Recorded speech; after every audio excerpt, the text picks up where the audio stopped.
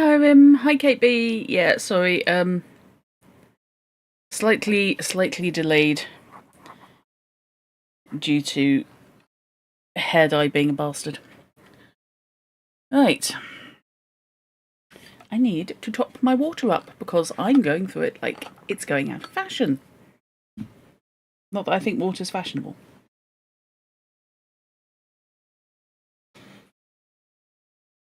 You're writing a fanfic. You may need a bit picker later on. Okay, yeah, sure. What fandom, Kate B? Cool.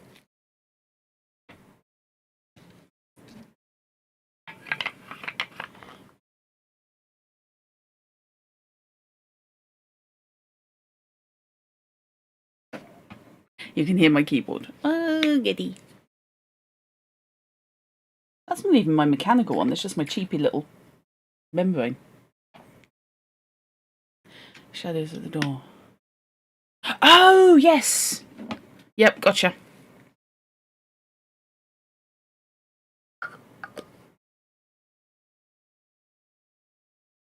You can hear me over the rain that's once again gracing your neighbourhood. It's raining where you are. Oh, lovely.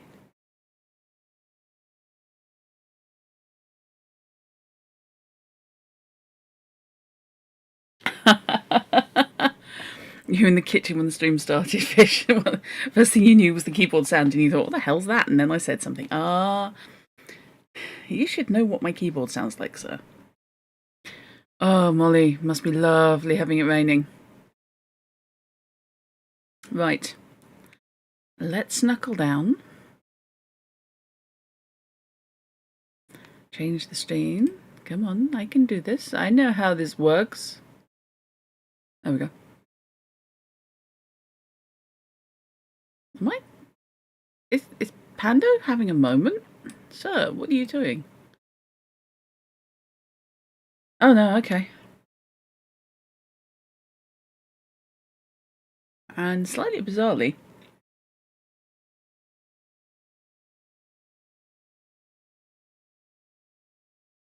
I'm getting complaints from YouTube. That's interesting. Huh. Well, it's not like I can change my audio now. Flash flooding. Oh dear.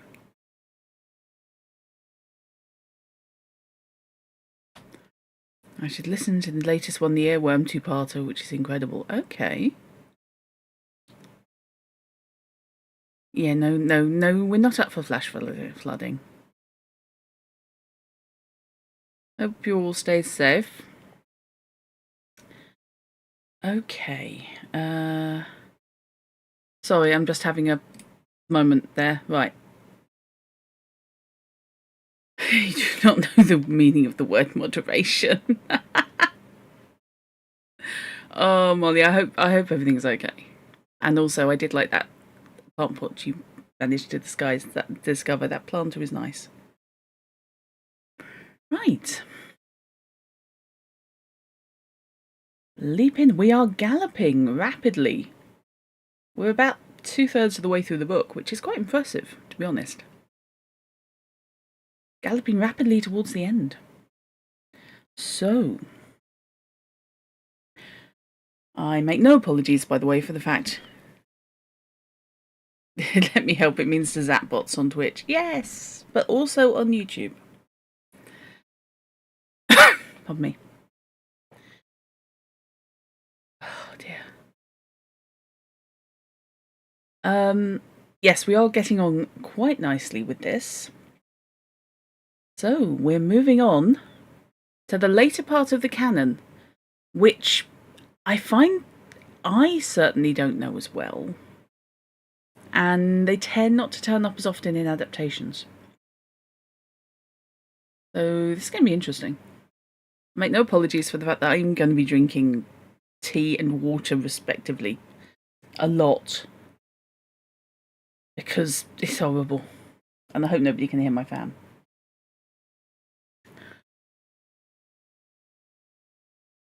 You streamed about 3.5 hours of your map a Monday. Oh, I'm sorry, I wasn't there. I apologise.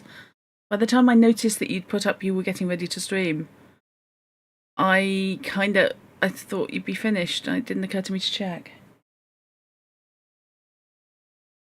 The Valley of Fear, 1914 to 1915. The final novel, and throughout the story we get quite a conflicted picture of Holmes. For example, near the start of the book, Holmes explicitly calls out Watson, saying, "You're developing a certain unexpected vein of porky humour, Watson, against which I must learn to guard myself." However, Holmes is certainly not above his own sense of porky humour, like when he says, "Perhaps there are points which have escaped your Machiavellian intellect." Are we in the breakup season for Holmes and Watson? Because that's not so much friendly prods. That's getting catty.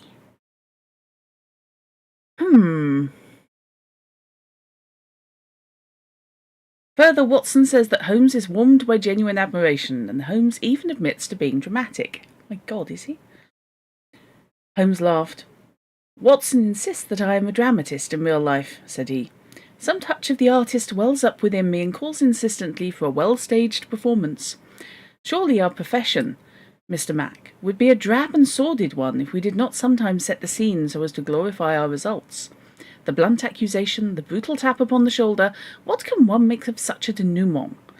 But the quick inference, the subtle trap, the clever forecast of coming events, the triumphant vindication of bold theories, are these not the pride and justification of our life's work? At the present moment you thrill with the glamour of the situation and the anticipation of the hunt. Where would that thrill be if I had been as definite as a timetable?"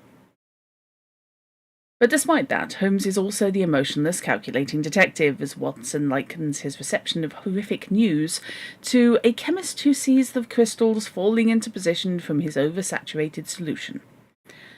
Holmes also reiterates his negative stance on women. "I'm not a whole-souled admirer of womankind, as you are aware, and seems uncomfortable with Watson's bluntness. There is an appalling directness about your questions, Watson." It does sound like a marital spat, doesn't it? It sounds like they're having a mild domestic. You know, I think they're about 3 weeks away from... When are you moving out? None of these facts come across as directly contradictory, but in the space of the novel we have more opportunities to see Holmes, and we can appreciate what a complicated and nuanced personality he has. Here is a man that is harsh with his criticism and yet craves admiration, one who fights fiercely with his best friend one moment and gently jokes with him the next. He can speak eloquently on the beauty of a particular mystery as easily as he can read one of the many ciphers he uses to amuse his intelligence. He's a temperamental artist inside the shell of a soulless scientist, and yet neither extreme would make him the masterful detective that he is. This is Holmes in his prime. Also, apparently, Holmes's eyebrows are bushy, although it's only mentioned in this novel. Watson, hello, while he doesn't have nearly as large a part as he did in Hound, still manages to reinforce his character and provide some new elements. His humility crops up, causing him at one point to ask leave to remove his own insignificant personality from the narrative. Further, though Holmes chides Watson about his knowledge of women, Watson calls quite quickly to the beautiful Mrs. Parker when he believes her to be part of the conspiracy. He doesn't love women any less, but he's not as easily swayed by them as he was in the earlier cases. Plus, you know, he's been married at least once.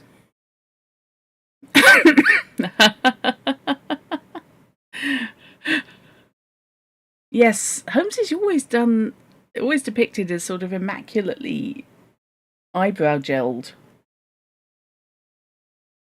It would be interesting to see a bushy eyebrowed Holmes, wouldn't it? Holmes's relationship with the police is very different than in previous stories, or at least less fractious. Holmes's fame has spread to the point that even the provincial police force in Sussex knows of Sherlock Holmes, even though, depending on the timing of the case, which I'll get into more below, I wouldn't miss the opportunity to bitch about chronology, Holmes would barely be known. Admittedly, White Mason is a friend of MacDonald, and MacDonald is very keen on Holmes, so it's possible that MacDonald mentioned Holmes to Mason in passing before. However, the positive esteem that the official officers hold Holmes in, and the positive impression that both men make on Holmes, is very different from the love-hate relationship that Lestrade has with Holmes. Further, MacDonald and Mason are both quite bright. Holmes brings up points during Mason's deconstruction of the possible events, and Mason takes them in stride. Clearly he's keeping up with Holmes. It really brings home the fact that, as we go deeper into the later canon, the official detectives are just as often intelligent men that Holmes respects as they are ignorant men that he rails against. The Valley of Fear actually involves Moriarty a fair amount, although he never appears in the book. If the final problem is the best source for learning about how Moriarty is as a man, this book is the best for bits about Moriarty's organisation and the people around him. We learn that he pays his men well, and for their intelligence, the American business principle, he is a very firm leader, and any violation of his word results in death. Yeah, okay, I would say that was firm. Is that actually taught in university management courses? Fine, KPIs, freeze and unfreeze, business change, death.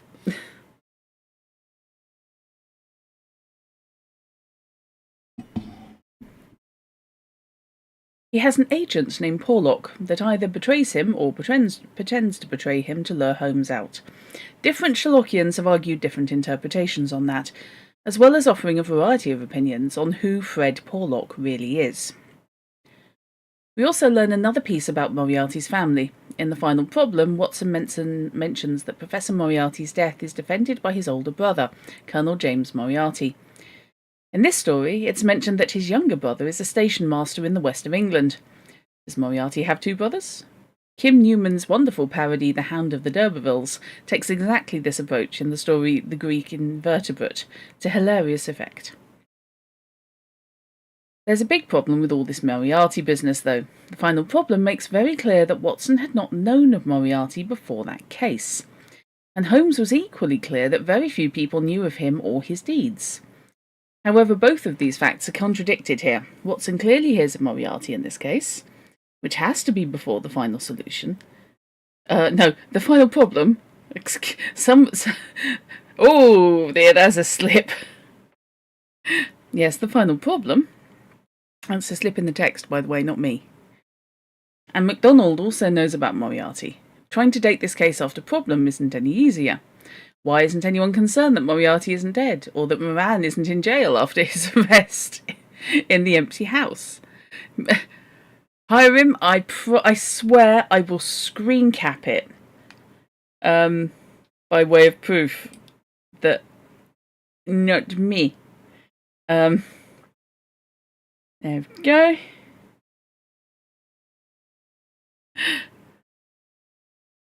No, that's I think that's an Amazon cock-up on the probably scan. Or somebody just, when doing the transfer, just let autocorrect through. You believe me, it's funny. Okay, yeah, I know, I feel the need to justify myself. Dumping it into my channel anyway. No,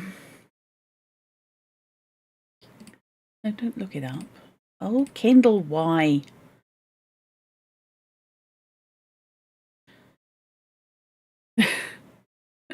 Why isn't anyone concerned that Moriarty isn't dead, or that Moran isn't in jail after his arrest in the empty house? The text doesn't help the task of dating the case any. The most obvious method is to take the explicit year reference in the second half of the book, 1875, and combine it with that section's reference of, I wish you to journey back some 20 years in time. 1875 plus 20 years leads to the case being in 1895, and I thought I had muted my phone and I hadn't. Which is after the Great Hiatus. Watson, typically at this point, doesn't mention his wife, so it could be after his tragedy in 1894. Really? Oh. Don't send me important stuff. Sorry about that. But when Holmes meets up with MacDonald, there's a reference to the early days at the end of the 80s, which puts it before the Great Hiatus. Madness. There's simply no way to reconcile the facts presented in this book without ignoring some of them. I'm more inclined to discount the second half of the book, for many reasons. Stick with the bulk of the evidence in the first half, which points towards a case around 1887 or so, and pretend that Watson created the effect of asking about Moriarty and the final problem as a narrative device rather than a literal conversation that happened in 1891. At least Holmes's deduction of what book to use for the cipher, another good example of object-based deduction, tells us that the case starts on January 7th, which, for reasons I've never been entirely clear on, some Sherlockians believe proves that January the 7th is Holmes's birthday. Speaking of MacDonald, though I really like the format of Holmes in the first half and the completely different novel in the second. Yeah, long explanations. Hiram, there is a solution to being hungry. It is called eat something. Speaking of MacDonald, Holmes's relationship with the two police characters is quite interesting. We're told that Inspector MacDonald is rather famous, though we never hear of him before or after this case. He has, by the time of this story, consulted Holmes twice in the past. Holmes refers familiarly to MacDonald as Mr. Mac multiple times, while Lestrade and other detectives are only referred to with courtesy in their full title. It's a bit easy to cast that aside as a fluke, perhaps, but the respect that Holmes shows both men is displayed over and over again. Once, the two policemen quickly accept Holmes's theories and discard their own almost immediately. No stubborn Lestrade trying to cram his own theories down Holmes's throat. In return, Holmes mentions explicitly that he would play fairly with them, and offers to hand the case over to the official men as soon as possible.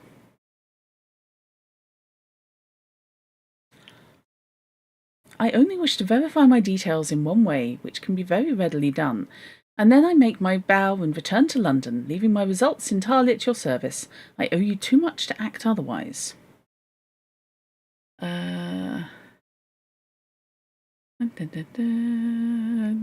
Yes, fish, I am familiar with pot kettle. Oh dear, this is inducing you to want McDonald's. Sorry. It happens, yeah. Where's the personal justice? Where were the snide comments about the efficiency of the official force? MacDonald is clearly a favourite of Holmes, but the relationship is way too pat and too bland in this story.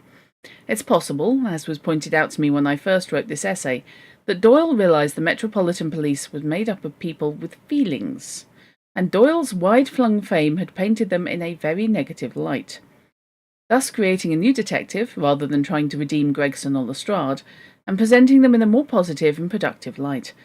To this I say bah, quite possibly humbug, I think. Give me Lestrade's stubborn bungling over this milquetoast efficiency any day. Really, this book just continually frustrates me. That's likely due in part to the fact that Valley of Fear is set up almost identically to A Study in Scarlet. From half of the book being set in a different time and written by a different narrator, down to the use of another American secret society, and even a key clue revolving around a wedding ring, this book feels like a rewrite. Even the gimmick of weighing down evidence with heavy objects comes from the man with the twisted lip. But irritating similarities aside, Doyle has some good bits here. There's a classic locked room mystery that's probably one of the best in the canon, and most of the investigation feels more like modern mystery writing, revolving around a number of testimonies and trying to sort out which are the lies and how to deduce the truth from the falsehoods. It's actually got a hard-boiled feel. The second half of the novel, despite having little to do with Holmes, is still a fun, pulp-style story of an undercover Pinkerton that would be great to read in another book. Oh dear, that's damning with faint praise. Doyle takes a stab at writing some accents, though he only seems to focus on Scottish and German. At one point, Doyle actually takes a poke at himself and the growing detective fiction field through MacDonald. I don't take much stock of detectives in novels, chaps that do things and never let you see how they do them. That's just inspiration, not business. Finally, there are some interesting Victorian details in this story. During the cipher deduction, we learn that almanacs are quite common books to have in most Victorian homes. We see more bicycles, and MacDonald mentions the idea of giving them license plates.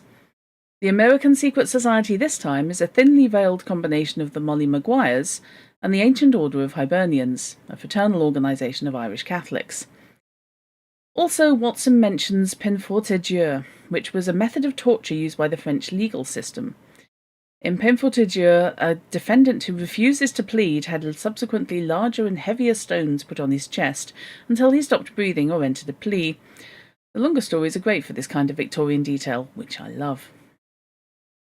So this book sits in the same place as A Study in Scarlet for me. What it lacks in the canon establishing detail, it makes up for in a few bright spots of writing and some great Victorian flavour. PEINE FORTE ETDURE.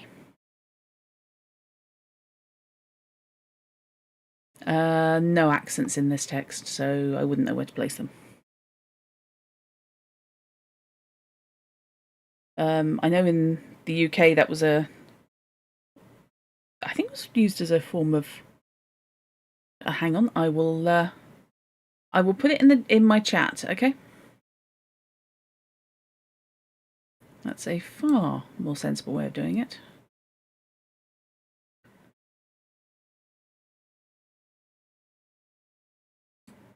There you go.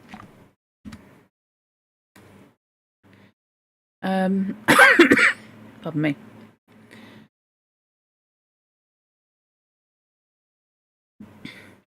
Yeah, I've read stories of it being used as a form of torture.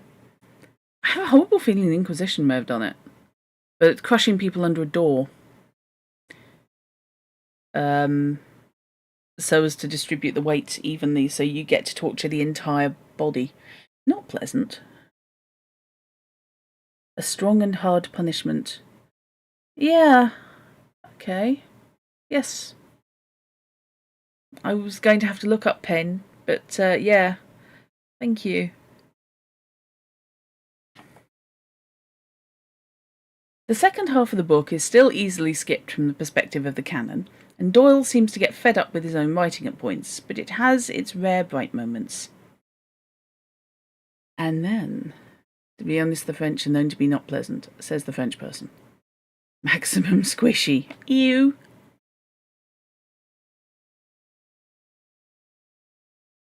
And we're into, I think, the last collection. His Last Bow.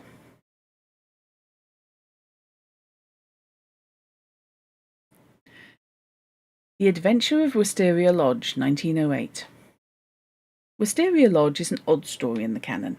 It honestly reads as if someone else besides Doyle wrote it, ham-fistedly emulating some parts of Doyle's style, while explicitly ignoring others.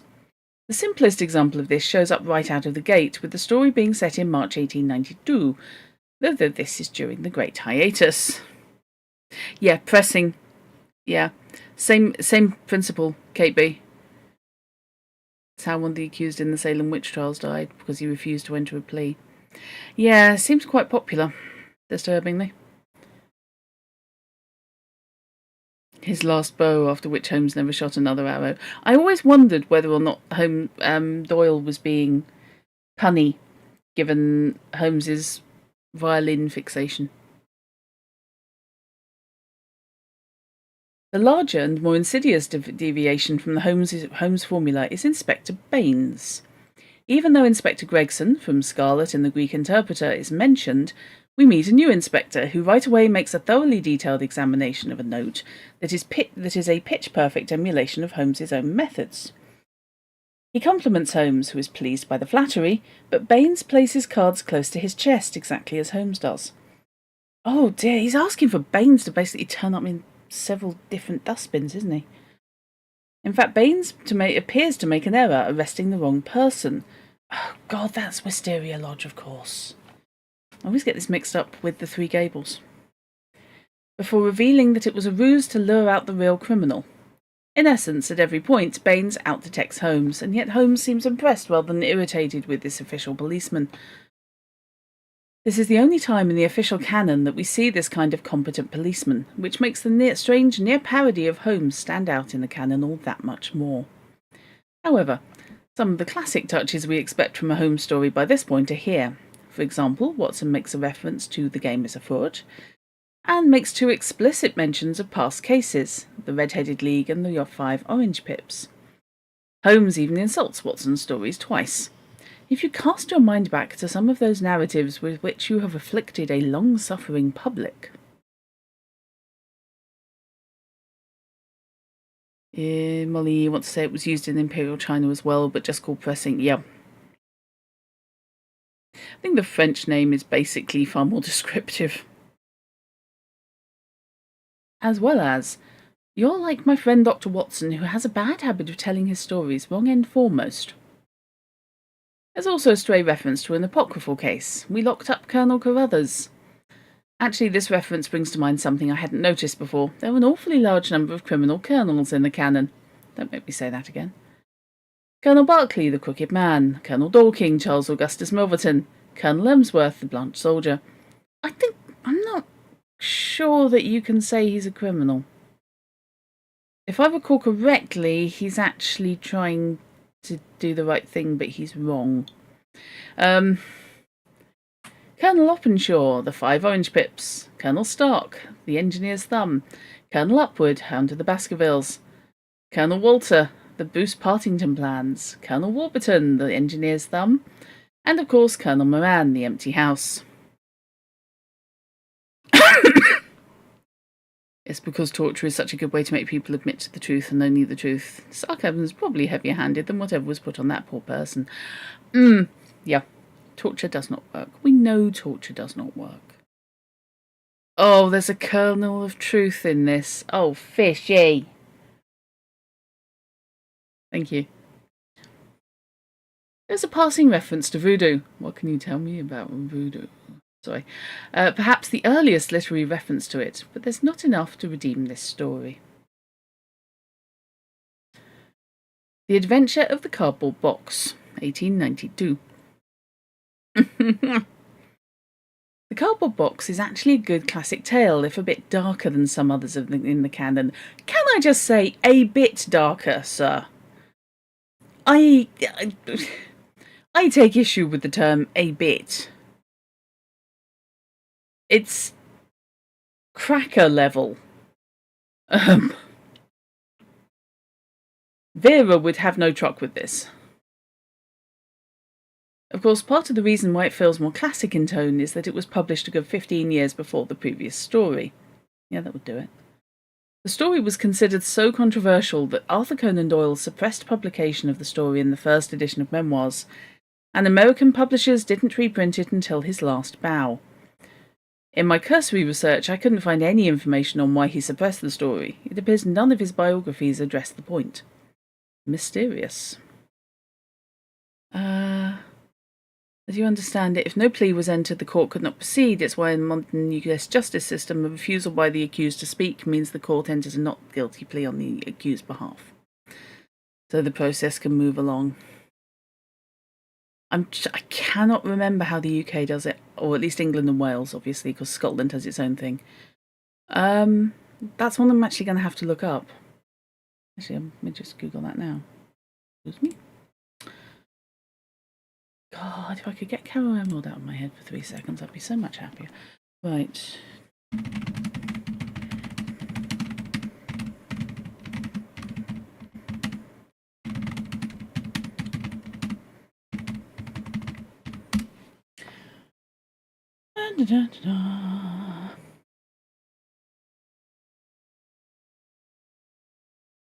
If a defendant does not enter a plea, the court must decide how to proceed. Well, thanks for that. The process differs depending on the type of court hearing the case. Okay. In the Crown Court, which deals with more serious criminal cases, there's a specific plea and trial preparation hearing where the defendant is expected to enter a plea. If they don't, the court may allow a short adjournment, or they may decide to proceed as if the defendant has pleaded not guilty. In Magistrates' Court, where less serious offences are dealt with, the case may be adjourned to allow time for legal advice or additional evidence. In some cases, if no plea is entered, the court may proceed on the basis of no guilty plea. If a defendant does not enter a plea and does not have a reasonable excuse, the court could take this into account when considering procedural matters like bail conditions, scheduling future hearings, or whether to proceed in their absence. So, yeah, it's kind of done on a case by case. Basically, it gives the court a chance to sort out whether or not they haven't entered a plea because they need more legal advice, or whether they are stringing them along. And if they're stringing them along, it'll assume a not guilty plea.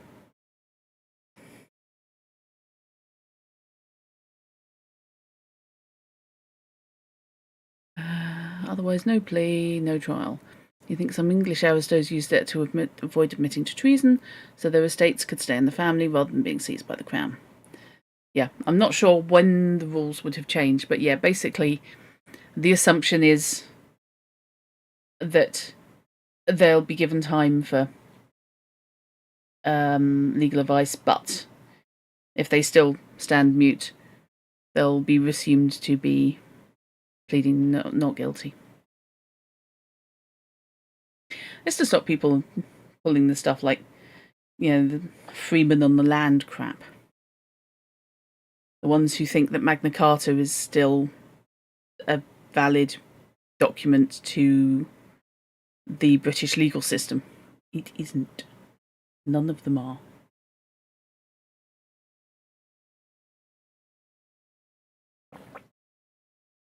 And it's also Magna Carta, not the Magna Carta. Yes, I know. Anyhow, since this was published in 1892, and thus before The Final Problem, the story is clearly set pre-hiatus. However, the sign of 4 is mentioned, so it has to be post-marriage, but his wife's never mentioned, and it's implied, although not stated outright, that Watson is living with Holmes. It's possible that it took place in the increasingly cramped space between Watson's engagement and his marriage, though. Regardless, this story is full of great little details. We learn that Watson is good at tolerating heat better than the cold, due to his wartime activities. There's a reference to Watson's wound, your hand stole towards your own old wound, but no clarity on the leg or shoulder debate.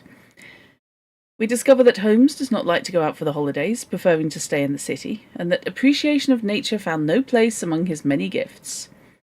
Holmes's violin obsession comes out here, including his detailed knowledge of Paganini and the oft-noted reference to his owning a Stradivarius violin. We learn that Holmes has written 2 short monographs about the ear in the Anthropological Journal. More interestingly, and perhaps more tellingly, Watson casually mentions a depleted bank account. I was reminded of a similar reference in The Dancing Men, where Holmes reminds Watson that his checkbook was locked up in Holmes's drawer. Some have drawn a connection between these 2 quotes, and a few have even connected both with Watson's familiarity with horse races and gambling, painting the picture of a man who is perhaps more free with his money than he should be. But the scene that gets the most attention is the one right near the front. In it, Sherlock deduces Watson's thought processes by observing his actions. The first and most commonly cited problem with this section is that it's completely reprinted in the American version of The Resident Patient. Word for word, the entire scene is duplicated there. Likely because the American editors liked the scene even though they didn't like the cardboard box. So they edited it rather clumsily into The Resident Patient. But more than that, and more frustrating to me, is the complete reversal that Holmes has. First there's this quote from Cardboard Box. "You remember," said he, "that some little time ago when I read you the passage in one of the Poe's sketches, in which a close reasoner follows the unspoken thoughts of his companion, you were inclined to treat the matter as a mere tour de force of the author. On my remarking that I was constantly in the habit of doing the same thing, you expressed incredulity." Now compare it to this quote from A Study in Scarlet. Sherlock Holmes rose and lit his pipe. "No doubt you think you are complimenting me in comparing me to Dupin," he said. He observed, "Now, in my opinion, Dupin was a very inferior fellow. That trick of his of breaking in on his friend's thoughts with an apropos remark after a quarter of an hour's silence is really very showy and superficial. He had some analytical genius, no doubt, but he was by no means such a phenomenon as Poe appeared to imagine." Quite showy and superficial. You're doing the same thing, Holmes. Not only is Holmes contradicting himself, but he's shoving his own dismissal of Dupin onto Watson. I could say that this is actually intentional and a foible of Holmes, and there are some places in the canon that implies that Holmes does exactly that, but I suspect this is a flat-out contradiction. Some people rage about the character change that results from having Greedo shoot Han Solo first in the original Star Wars, and to me this is on the par with that. If we accept that it's intentional, it means that Holmes has somehow come to believe that Dupin is now on Holmes's level, and is attempting to shove it under the rug by pretending that Watson was the sceptical one. But this same story shows how egotistical Holmes really is. I should prefer that you do not mention my name at all in connection with the case, as I choose to be only associated with those crimes which present some difficulty in their solution. Lestrade agrees that it's simple, and Holmes is bothered by that, reinforcing his egotism. Further, the whole deductive scene at the start really paints Watson as a bit of a buffoon. I actually hope it's a mistake, because I would rather have a contradiction in the canon than think of Holmes, thus far proving to be egotistical and full of confidence in his own abilities, as being willing to insult and offend his friend in order to validate a foreign detective. That ranting aside, there are some great little Victorian details here. Our old friend Brain Fever makes another appearance. Holmes mentions driving to a decent hotel in order to have lunch. Apparently hotels served lunch to people who weren't staying there. Which is something you think of as being relatively modern. But then I would also like to hold up, for example, of that. In the Red-Headed League, there's a reference to them being round the corner from the vegan restaurant. And that was, 1890s?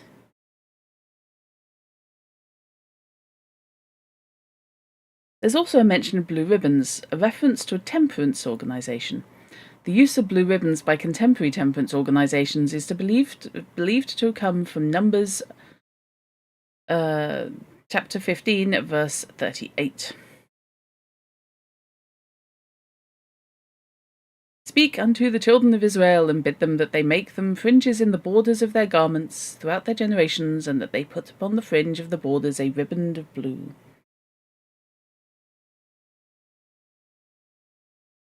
A hotel feeding non-residents goes at least back to the medieval inn. Yeah. Is that something that maybe just didn't particularly pick up in the US, given the writer's USian? Just interested. Finally, one of the theories through the story is that the delivery of the severed ears are a prank from some medical students. This reminds me of the notorious actions of the resurrectionists or the grave robbers of the day. Medical schools of the time could only dissect the bodies of condemned criminals, but early in the 1800s that practice had dropped off, and there came to be an illegal trade in corpses. Two of the most notorious grave robbers were William Burke and William Hare, who actually turned to murder in order to provide the number of corpses necessary. Their actions ultimately led to the passing of the Anatomy Act of 1832, which expanded the number of corpses available for medical dissection. If you're interested, Robert Louis Stevenson's short story The Body Snatcher was based on the exploits of Burke and Hare. Also, at least one of them ended up as a convicted criminal who'd been executed on the dissection table.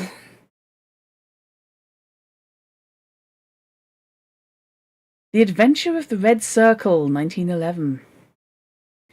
After the cardboard box, we jump 18 years ahead to the Red Circle. People used to steal and hide Jeremy Bentham's head. You think it was awful, but it was apparently a prank. Oh my god. Yikes on a bike. What? Very good. Oh, was that medicinal purposes fish? Very good Big Finish Doctor Who Sixth Doctor story featuring Burke and Hare.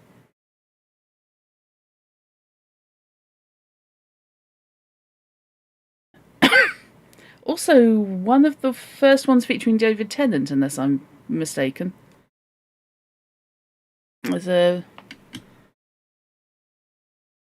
chap by the name of, was it Wee Jamie or something?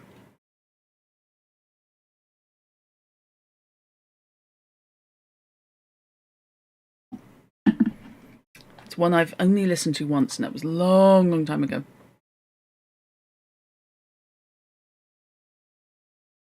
Holmes starts right off by being insulting to a landlady, and goes on to mock the agony columns of the newspapers he reads in what has become one of my favourite bits of Holmes ranting about something. "Dear me," said he, turning over the pages, "what a chorus of groans, bleat cries, and bleatings! What a rag-bag of singular happenings! Every day my heart longs, bleat, Watson, unmitigated bleat." Yeah, I'm fairly sure Tennant was in that. Fish. Oh, that was after Colditz. Oh, okay. He's been in Big Finish an awful lot.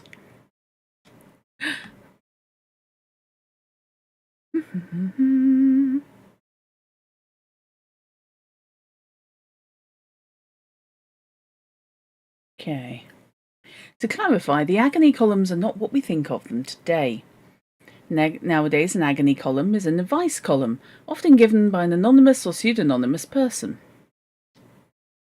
You think his first was as the colonel in unit? I could well be.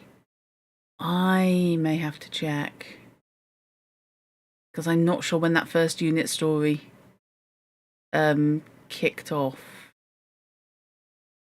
But essentially, yeah, he's been in everything. Him turning up as playing the Doctor really shouldn't have been much of a surprise.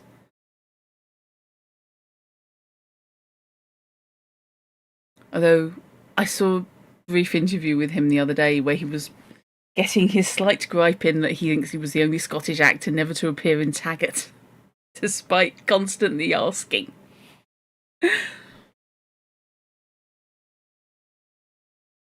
The agony columns Holmes talks about here were a collection of advertisements and personal messages.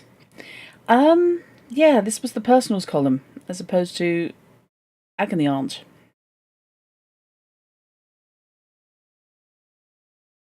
They were very much like a Victorian Craigslist, which certainly has its share of bleating today. Yeah, they would tend to be the equivalent of blonde girl in a blue dress on the underground. You got off at King's Cross at 9:30. I can't stop thinking about you. You see that in things like some of the London some of the London papers.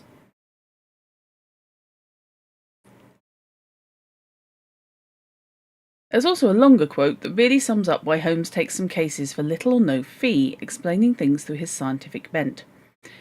"Why should you go further in it? What have you to gain from it?" "What indeed? It's art for art's sake, Watson. I suppose when you doctored you found yourself studying cases without thought of a fee?" "My education, Holmes."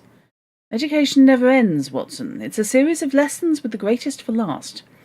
This is an instructive case. There is neither money nor credit in it, and yet one would wish to tidy it up." As for other characters, we see the last appearance of Gregson, and we learn that Watson is starting to develop Holmes's bias in regards to the local police, claiming that they may blunder in the matter of intelligence but never in that of courage. On the other hand, we find the only other reference to the Pinkertons in the canon here, aside from the Valley of Fear, and the only time that Holmes works directly with them. His respect for them over the local police is striking, though. Is it because Alan Pinkerton was Scottish like Doyle? Oh, I didn't know that. Of more historical interest, though, are the Italian references in this story. Aside from the Six Napoleons, this is the only other canonical story to really go into the Italian culture in London at the time. First, the story claims that the fictional secret society mentioned, the titular Red Circle, is an offshoot of another group called the Carbonari. The Carbonari were a secret political society active in the early 1800s in southern Italy. They generally believed in Italian unification and some form of constitutional government, and had their own ritual gestures, ceremonies, and other trappings, likely inspired by or stolen from Freemasonry.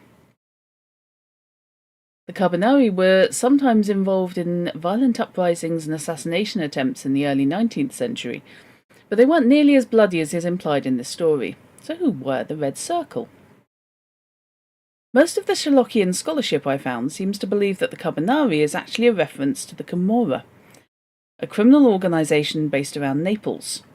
The gross oversimplification is that the Camorra are to Naples what the Mafia are to Sicily. I tend to agree with this assessment, not only because the organisation names are so similar, but because the original manuscript for the story contained a reference to the Black Hand that was crossed out and replaced with Red Circle. And both the Camorra and the Mafia were erroneously called the Black Hand Society in the American press of the time. Black Hand is actually a form of heavy-handed extortion that both organisations practiced, which fell out of practice in the 1920s. Like many of Doyle's later stories, this one falls more on the side of adventure story than mystery, but it's still fun.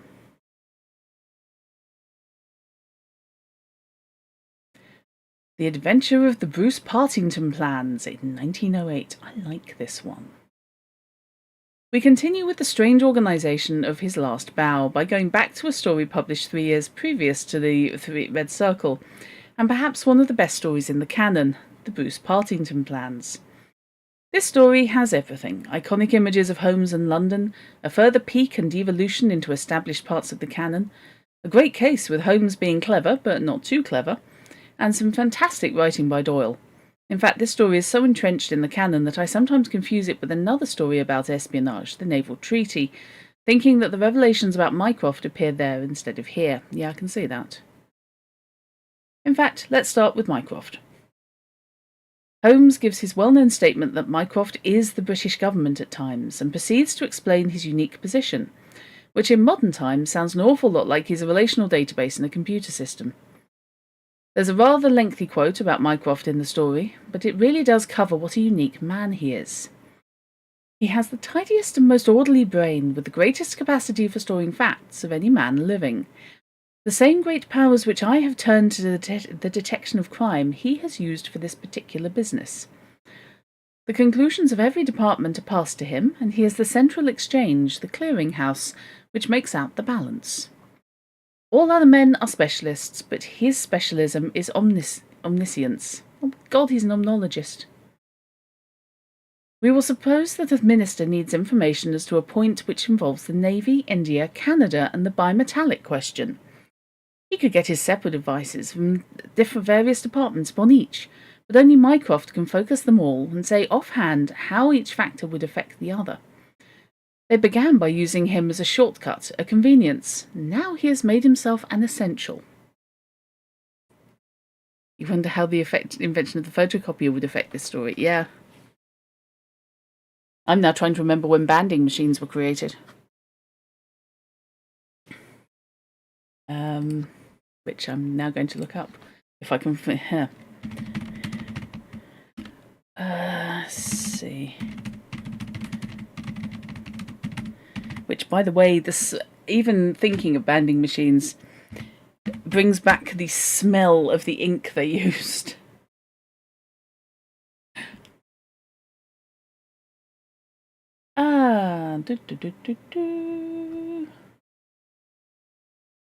They were... Nope, that's an American version.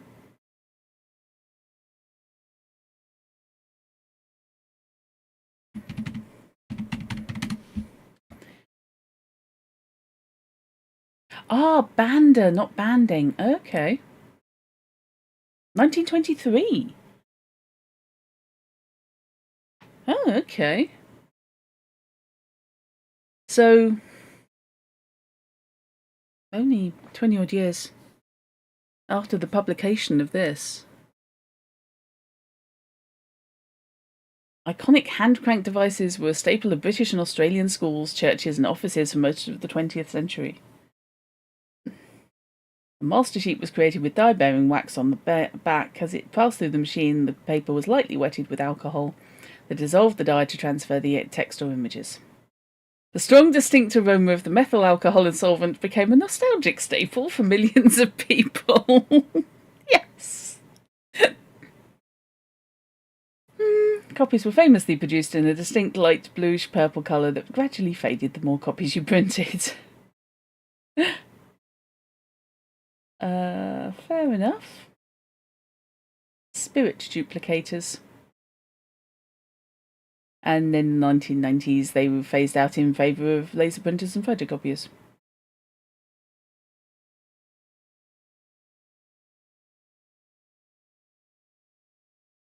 Yes, great stacks of banded notes and everybody sniffing them.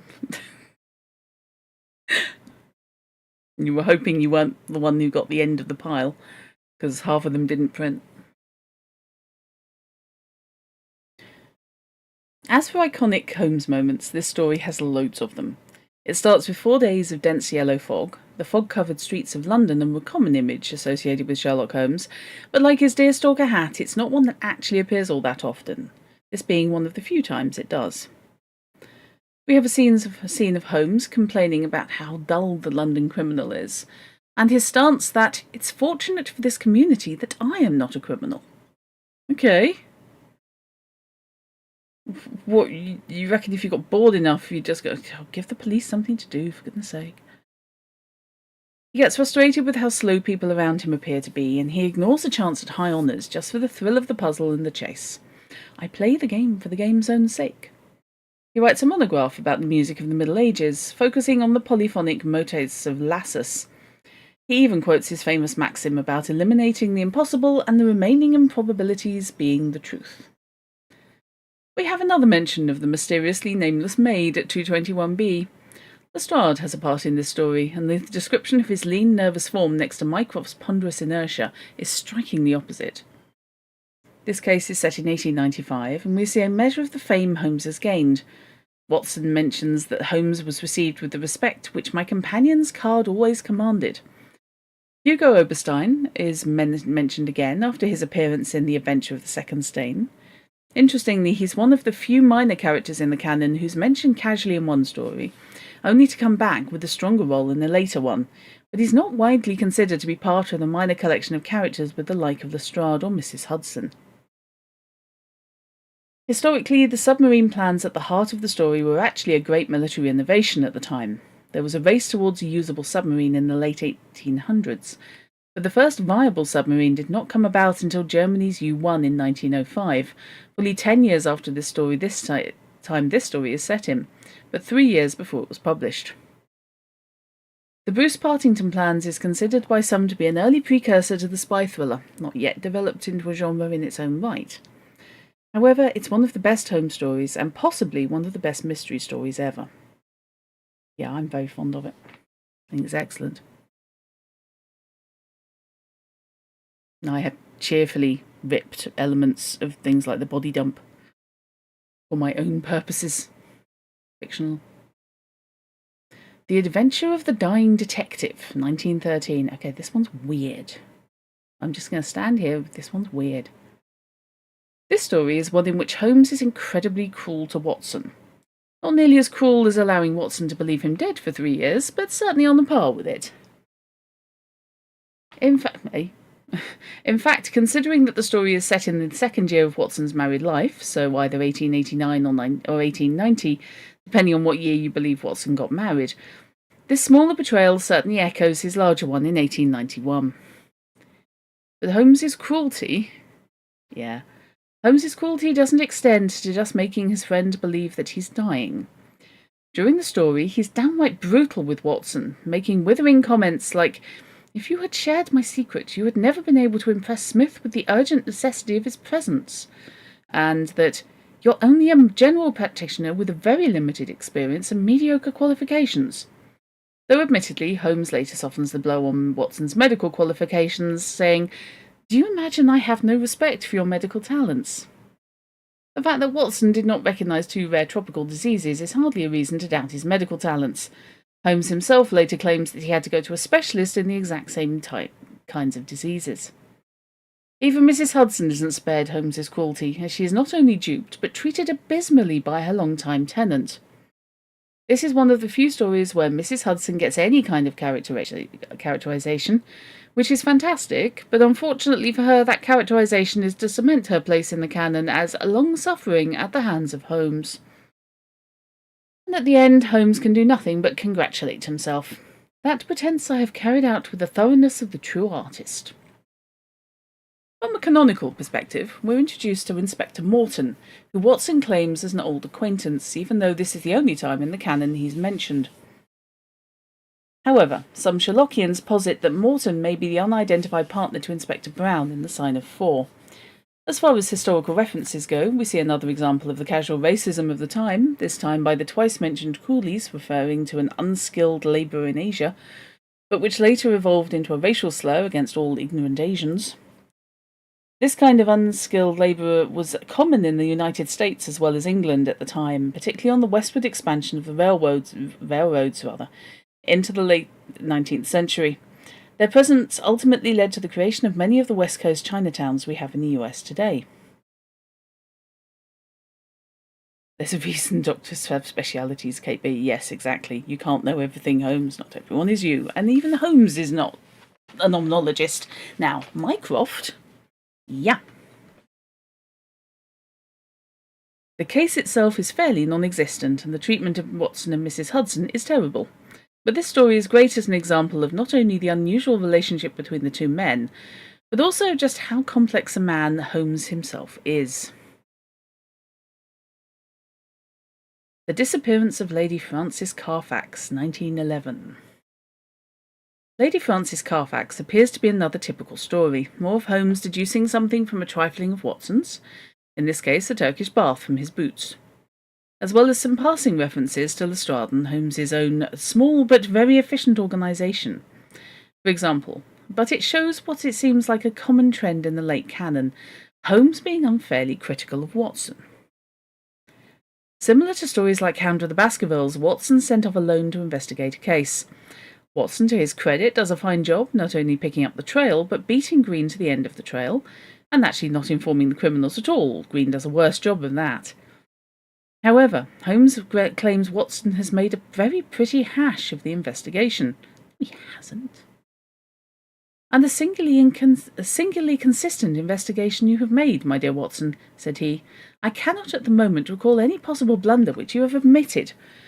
The total effect of your proceeding has been to give the alarm everywhere and yet to discover nothing." Yep. Holmes definitely in a strop, basically, in this whole story. Admittedly, Watson does make a single noticeable error. At one point, Holmes asks for a description of Dr. Schlesinger's left ear. Watson, despite knowing of Holmes's methods and interest in trifles, assumes that Holmes is joking. Granted, this kind of inquiry does seem in line with Holmes's mischievous nature, and certainly the half-humorous commendation he received earlier might have made Watson a little defensive. Still, it's a strange fumble for Watson. Further, if Holmes is unfairly critical of Watson, one mistake is not a complete failure, he's at least correctly critical of his own performance in the case and shows unusual respect to the criminals.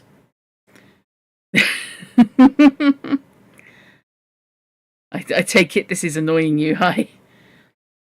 "If our ex-missionary friends escape the clutches of Lestrade, I shall expect to hear of some brilliant incidents in their future career." Aside from Watson's performance as a detective, this is certainly a case later in their collective careers, and Watson mentions feeling old. That reference has caused many scholars, as well as myself, to place this case sometime after 1900, though there's no consensus on the specific year. Further, the Hotel National wasn't listed in Baedeker's Switzerland Guide until 1902, which seems to confirm that dating.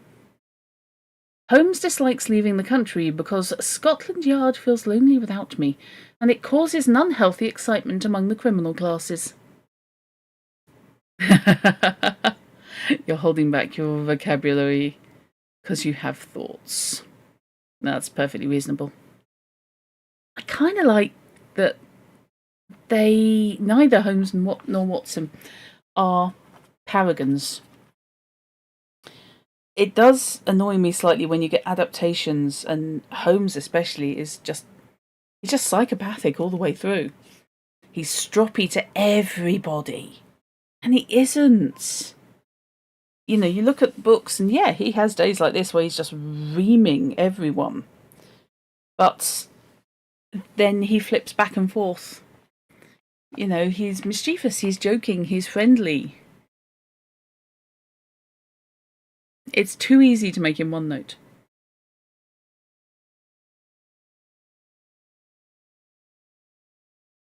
His appearance later in the story, though, seems to put the lie to that particular claim, as well as his lengthy time abroad during the Great Hiatus. There are a number of interesting historical details nestled through the text. Not having a servant at a certain class of society is considered to be suspicious. Medical science at the time had two methods for resuscitation: artificial respiration and injected ether.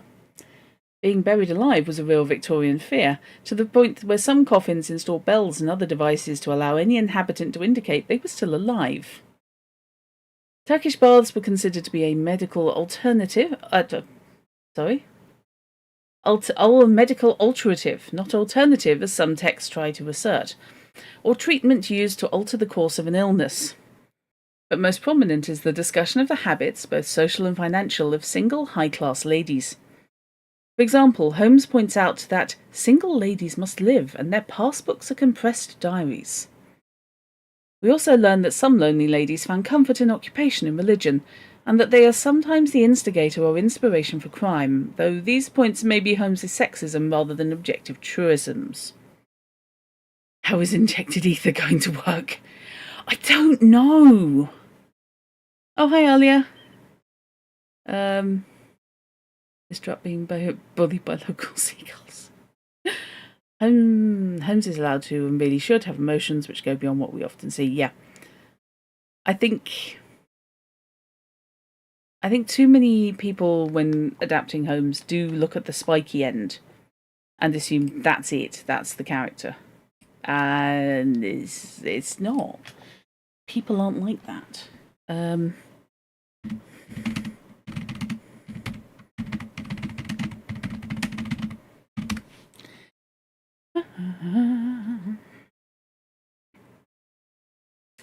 Oh, okay.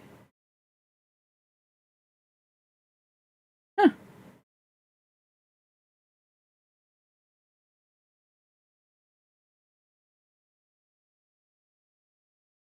Interesting.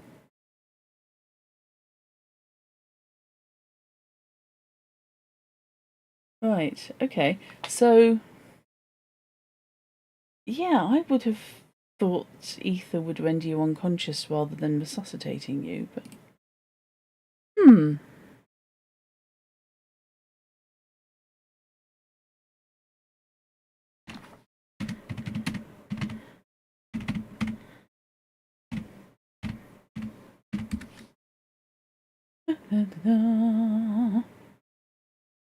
Injected hypodermic ether was historically used to stimulate a collapsing circulatory or respiratory system. The sudden sting of the injection triggered a reflex pain response, while the systemic absorption of the drug acted directly on the brainstem to trigger involuntary reflexes, forcing the patient to gasp for breath. Historically, this technique was used as a rescue measure during an anesthesia syncope, where the heart or breathing stopped during procedures. The mechanism worked in two specific ways. Injecting ether, a highly irritating liquid, deep into a patient's muscles caused intense localized pain. Wow. Okay. Yikes on the bike. No, it was to cause pain. Basically, it was to induce pain. It's the pain version of smelling salts. I think. Because if you've ever smelt smelling salts, yeah, I think I'd probably have to be dead not to react to that.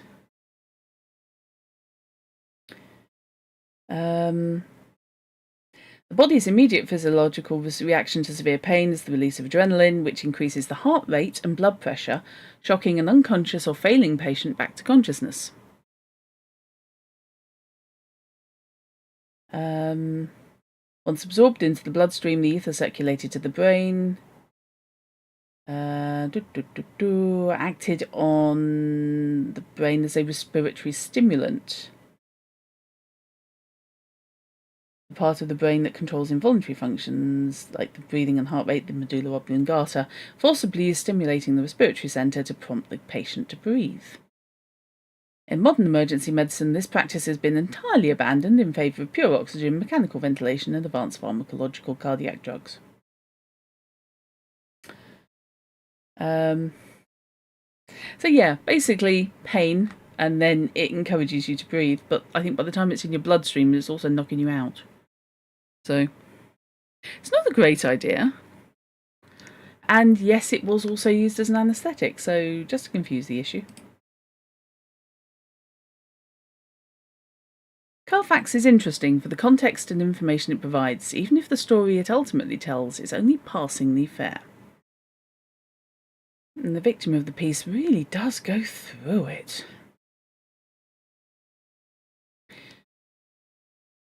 The Adventure of the Devil's Foot. Now this one I love. I don't know why, but I do. I think it's the idea of Holmes and Watson basically renting a Sykes cottage in Cornwall. The Adventure of the Devil's Foot, 1917. Like Hound of the Baskervilles and the upcoming Sussex Vampire, this is a case in which a supernatural explanation is presented, but Holmes ends up explaining the case in a very mundane fashion. More than that, it has a great example of the depth of Holmes and Watson's friendship, one of the best quotes from Holmes, and a peek into Holmes's love life, or more accurately, the lack of one. In fact, let's dive into that. Holmes says quite plainly, "I have never loved Watson," and not too far after Holmes had, perhaps needlessly, endangered his friend's life. This is one of those scenes that have encouraged many fans to believe there's something more than friendship between Holmes and Watson. I do agree that at least his comment is likely hyperbolic. Whether you point to Watson's friendship as love or his more plausible, if still unusual, love for Eileen Adler, Holmes has in all likelihood felt love. But I think extrapolating that the two had a homosexual relationship is a bit much. It's certainly an intriguing pastiche idea, and there have even been anthologies around the topic, such as A Study in Lavender, but there isn't any significant evidence that it's canonical. On the other hand, Watson alludes to something sinister when he says of Holmes's condition that it was aggravated perhaps by occasional indiscretions of his own. We don't learn any more, but most Sherlockians consider this to be a reference to his drug habit rather than any kind of sexual indiscretions, especially since this is the second case after Reigate Squires in which Holmes has worked himself into a state of illness. Holmes is the original workaholic. Naturally, Holmes is not going to just sit still and recover. So you need to check out some, but no, I don't think that's required, to be honest. There are some things where sane people do not go without preparation. Just because they couldn't say it doesn't mean it didn't happen. I think the fact that Watson is solidly a ladies' man, it just, to me, I've never seen that as more than close friendship. Also, Holmes just reads to me so strongly as asexual, or in that ballpark. I don't think he's interested in anybody that way. But he is capable of strong friendships. We know this. So I'm not gonna throw stones, but personally, nah. I can see them as solid friends, but not anything more than that. I certainly can't see anything romantic, or indeed sexual, which is not the same thing. Oscar Wilde said a lot, and that poor guy went to jail for it. Oscar Wilde was weird, of course, because he was also, I'm going to say slightly, he was slightly bi. Oscar Wilde raving homosexual. I think there was a 5 to 10% chance. He certainly seemed to have loved his wife. Alia, honestly, neither of them are specifically gay in your opinion, but you're open to interpretations that make Watson some shade of bi or pan, and Sherlock as ace but not arrow, but you're not fussed. Yeah. I can see Sherlock as ace. Wouldn't necessarily have said arrow aromantic as well, but I think just because he's not interested, I think he's seen so many romance options used as motive for crime I think he's just not interested. It doesn't necessarily mean he couldn't feel it, just he hasn't, and it's not something he's interested in pursuing. It's not, yeah, like I said, it's not a hill I'm dying on, but it does slightly irritate me when you get people who decide that their interpretation is correct to the extent that everybody else has to follow it, which is a standard thing with me. I'm very much of a you do you. But where stuff is in doubt, I have no interest in fandom wars. Fandom wars are hideous no matter the topic. Yep. Absolutely.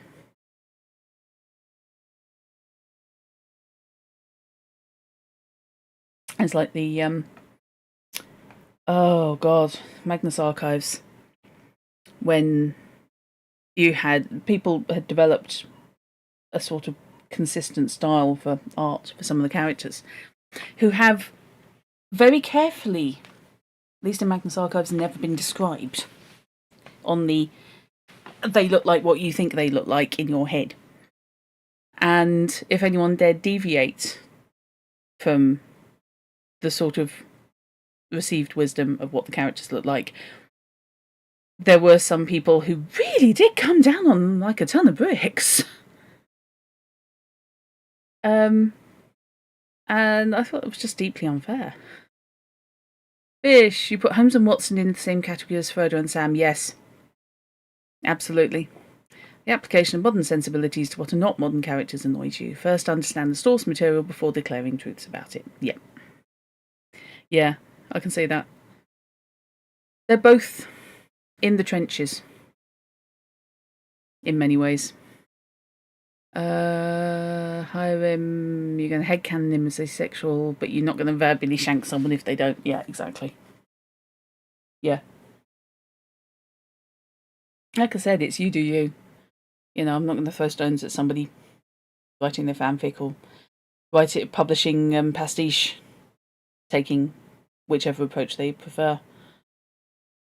But it's when they then use it to beat someone up. Yeah. Some people do get terribly, terribly, terribly hung up on such things. The dismissal of platonic love between persons of the same gender is a modern invention and did not yet exist in Doyle's era. Ah.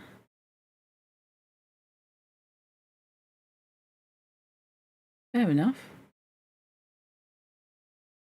Oh, you didn't hire him. Oh, good lord. No. No, I can believe it, though. It was generally the appearance. I don't know who decided initially that the character was going to look a certain way, but I saw a couple of artists who tried different approaches for that character, and they really did get jumped on very hard, and accused of everything from racism to just generally fairly awful. Yeah, I mean, I personally judge that character as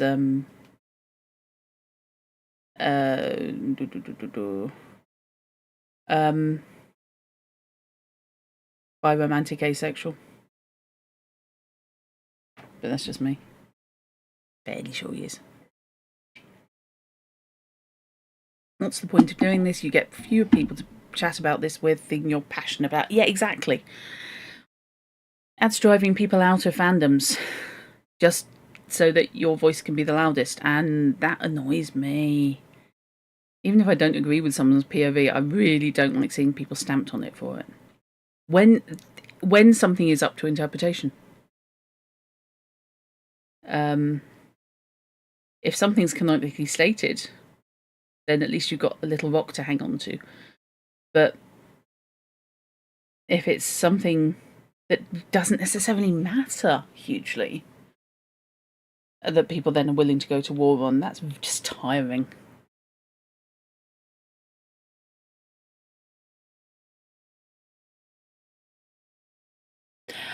Alia, yes. I can, yeah, it's when they try and apply modern sensibilities to source material.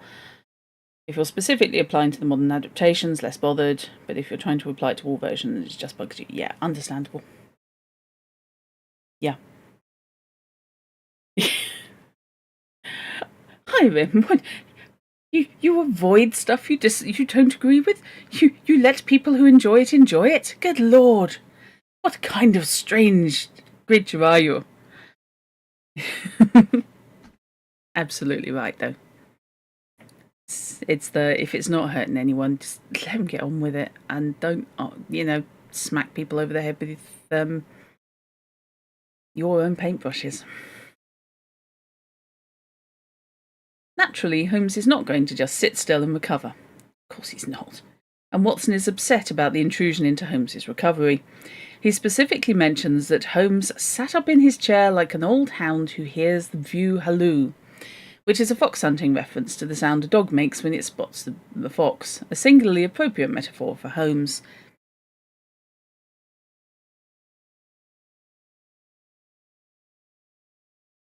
Yeah. No, completely agreeing with you there, Ivan. Later in the story, Watson again compares Holmes to a hunter on the heels of his quarry. Certainly there have been a number of analogies of Holmes's methods being like a hunt, such as his most famous The Game is Afoot. But in this story the analogy is quite distinct. Watson mentions Holmes' aversion to publicity. This is certainly borne out in aspects such as his willingness to give credit to the official forces in the newspapers, and this explanation is what's given for Doyle's slow down of producing more stories. And again, Doyle pretends that the events of this case are actually related to fictional, sensational news years back, this time to the Cornish horror. This is different from writers who try to insert Holmes into actual historical events such as pursuing Jack the Ripper. Instead, Doyle invents a story and then claims that everybody's heard about it and knows about it. The end result is the same. It gives the story the feeling of authenticity, and it certainly helped to convince a number of readers that Sherlock Holmes was real.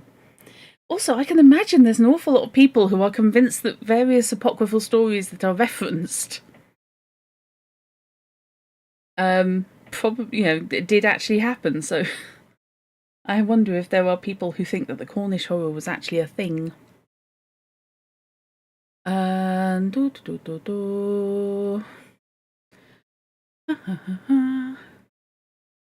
yeah, this goes there. Yeah. Lovecraft's a weirdy.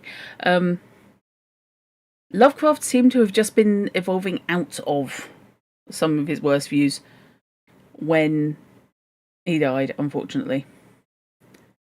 I still can't believe I was a grown adult long, before I found out he'd been married.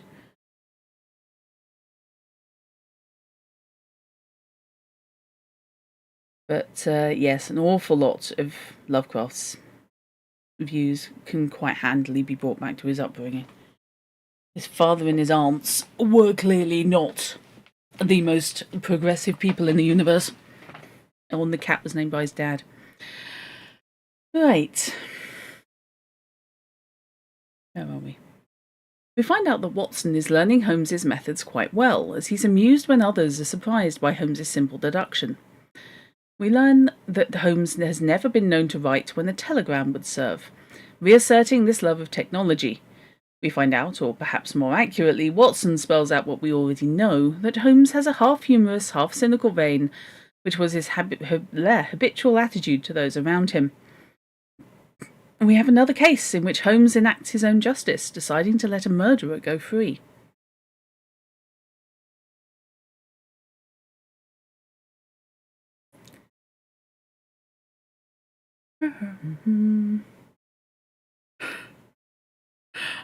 Don't make me giggle, guys, in chat. Please don't. Especially since I'm not recording chat on this.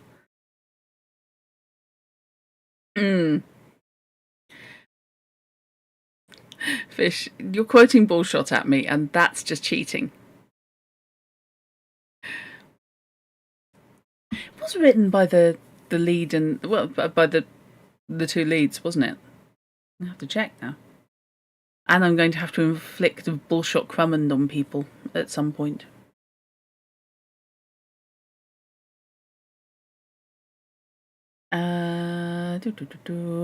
Yeah.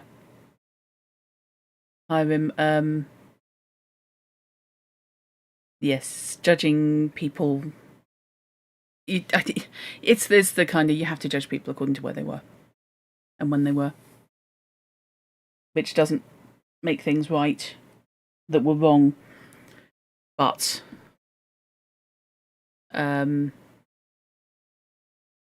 it's a it's pointless judging things by modern standards and saying something was awful. Well, yeah, it was. Okay.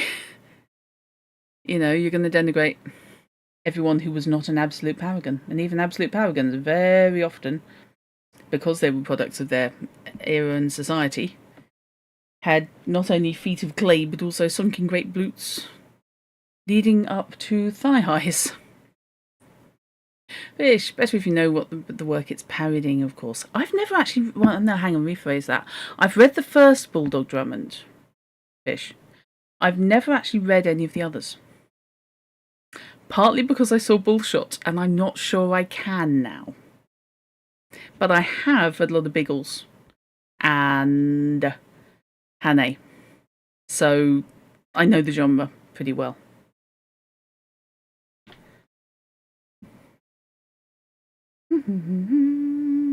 There are two big elements in this story that are worth looking at. The conflict between the supernatural and the logical, and probably one of the most memorable scenes of friendship between the two principal characters. On the supernatural versus logical, it's telling that while Victorian characters such as the Vicar immediately leap to supernatural conclusions, they come to someone who is logical in approach for answers.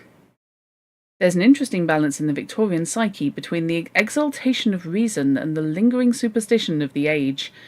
By the early 20th century, there was the rise of a variety of Sherlock Holmes imitators, including the so-called psychic detectives, that attempted to bridge such a divide by providing logical, deductive reasoning to supernatural occurrences. One of the more famous examples is Thomas Carnacki, created by William Hope Hodgson. I would just like to say, hey, I absolutely adore Carnacki. Love the Carnacki stories, 100%. They are fantastic. And if you haven't read them, you are missing out. At least in part because William Hope Hodgson was a complete nutjob, who basically seems to have written the Carnacki stories in about 10 minutes, in between being a personal trainer and I think a lecturer and a sailor. He was just someone you read his bio and you go, no, that's not real. That's someone's backstory for their D&D character. Just no.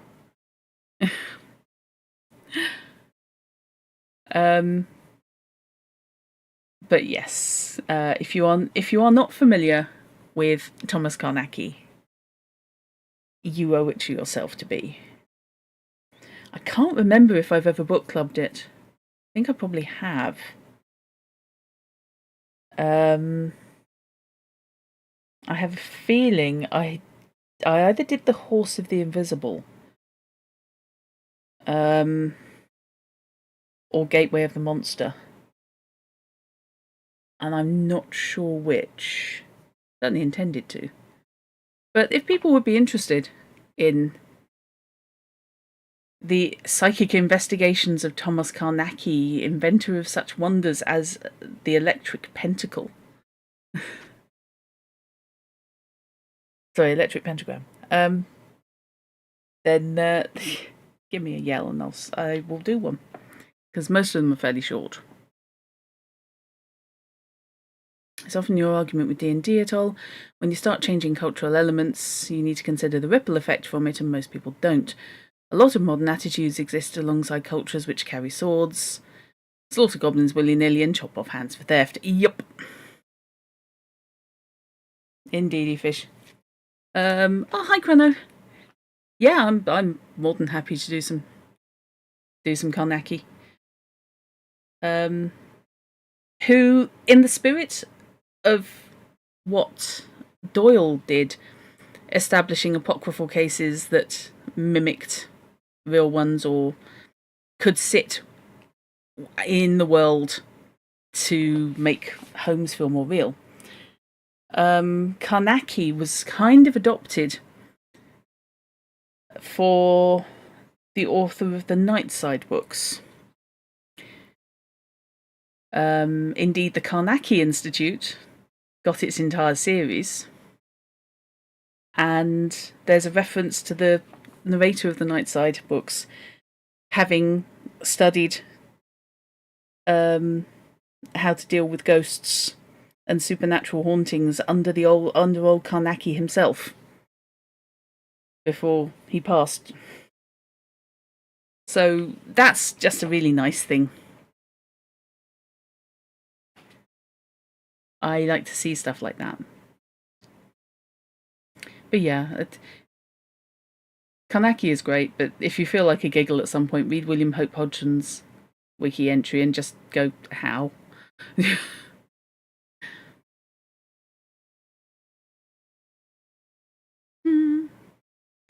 There were also characters such as Flaxman Lowe, Jules de Grandin, Dr. John Silence, and others. Indeed, there's a whole subgenre of late Victorian to early Edwardian occult detectives.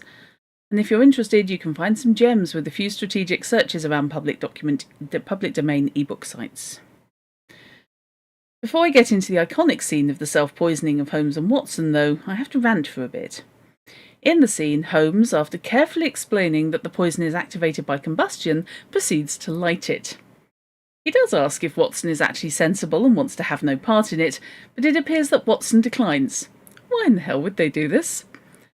Scholars have pointed to the scene way back in The Study in Scarlet, where it's mentioned that Holmes would be just as likely to experiment on his friends, but there has to be plenty of other safer methods to test this poison.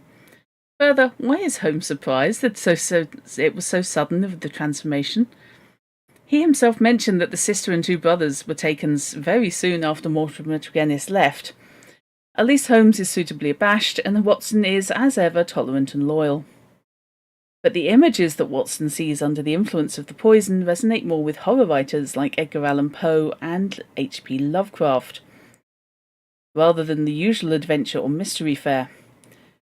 The connection to Poe, at least, is probably intentional. The element of the combustible poison is also part of Poe's story The Imp of the Perverse, written in 1845. This connection between Holmes and horror isn't lost on pastiche writers, as there have been a number of stories connecting Holmes and Watson with Gothic horror, including the sometimes amazing anthology Shadows over Baker Street. I'm going to apologise for this. I particularly recommend Neil Gaiman's A Study in Emerald, by the way, which is a really, really, really good short story.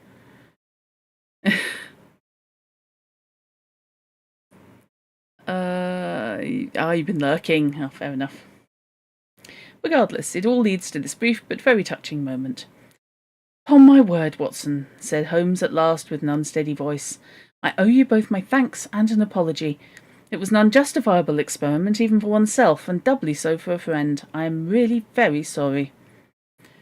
"You know," I answered with some emotion, for I've never seen so much of Holmes's heart before, "that it is my greatest joy and privilege to help you." Finally, we have another fantastic case of Holmes's wit, one often quoted by Sherlockians, but not usually heard outside that circle, sadly. "How do you know that?" "I followed you. I saw no one. That is what you may expect to see when I follow you." Love that one. He didn't like the dog, or was it a cat, that died in Study in Scarlet when Holmes tested the pills found at the crime scene, but it was better than trying it on him and Watson. If I recall correctly, basically it was Watson's aging dog. It's referred to as a pup, and my first thought was, what? However, having reread it, he's simply referring to it as a pup, the same way people refer to puppers, which I tend not to. It is an old dog, and it's on its way out. So it's described as basically, I think it's basically blind and obviously in pain. So it's essentially a humane way out for the dog. He just puts it down. Wouldn't necessarily have tested it like that, but, you know, I can kind of see why.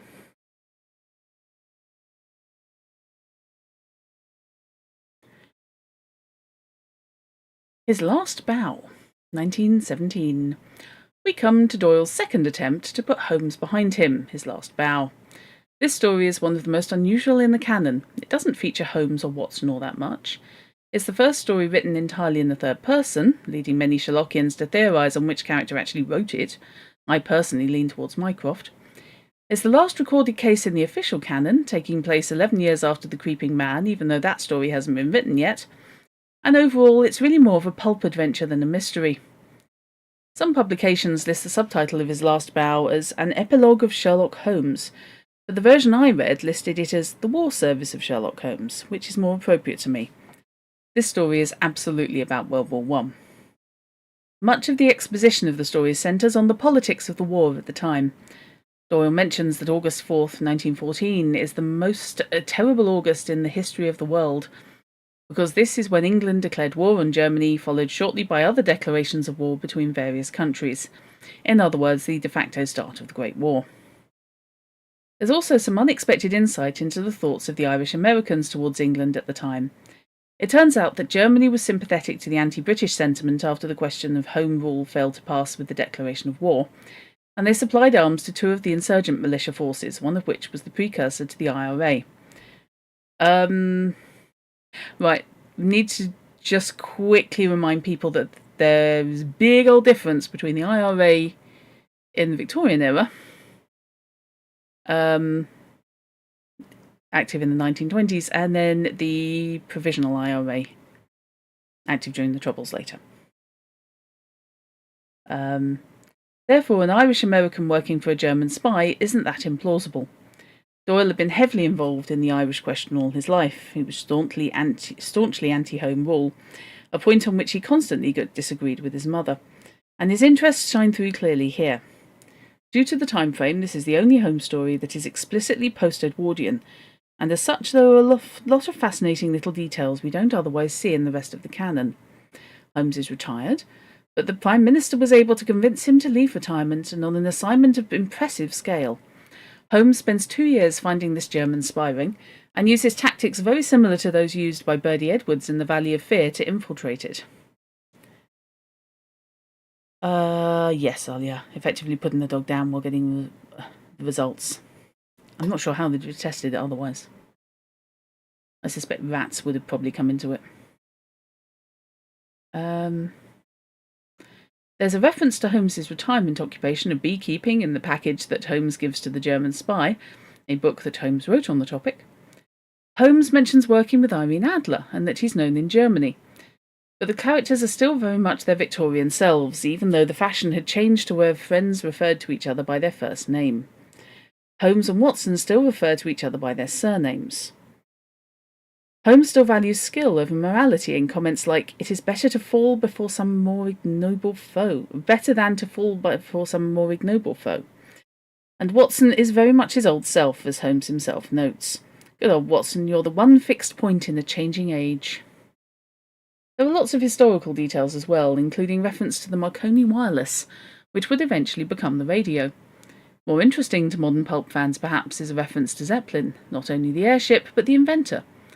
Count Ferdinand von Zeppelin was a retired German military officer who invented a motor-driven airship called LZ-1 in 1900.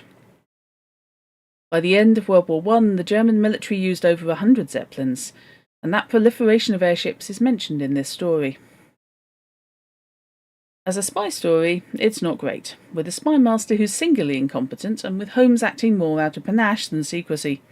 As a detective story, it's also lacking, since we're already well aware of the core mystery before Holmes even arrives. It's clearly a propaganda piece from Doyle, but more interestingly there are echoes of the later pulp adventure tradition hidden in this story, including airships and German villains and convoluted conspiracies. If you replace German with Nazi, or replace Holmes with a character like Doc Savage, it's striking how prescient this story is in tone and content. Okay. I think I'm going to call that there, because I had completely forgotten there was another collection, because I'm an idiot. Right. So, next week we will, I think, finish Watson is Not an Idiot, with going through the casebook of Sherlock Holmes. All the stories written after World War One. So that's going to be probably a very different feel. So, yes, as he moved into spiritualism, having lost a load of people in World War One. So, thank you very much for watching. Yep, aiming to be around probably about 7 next week. Next Monday. On twitch.tv/Drottercup and indeed Drottercup on YouTube. I hope you've enjoyed that. I think my throat's about to give out on me. And thank you very much for the conversation. It's always more interesting when I can bounce stuff off you lot. And I apologise if occasionally diving towards Google was a bit distracting. So, thank you very much indeed. Hoping this Thursday to actually do the start of Observer System Redux. Chat Chaos indeed, hire him. So, although, the weather may put paid to that if everybody's basically flaked out. We shall see. I hope I will. So, yeah, I'm drinking. Oh, trust me. This is what made me realise that I really need to end the stream is because I realised I've been through the best part of a litre of water. So, thank you very much. I hope you enjoyed it. And really enjoying this book. Eddy Webb has done a hell of a job.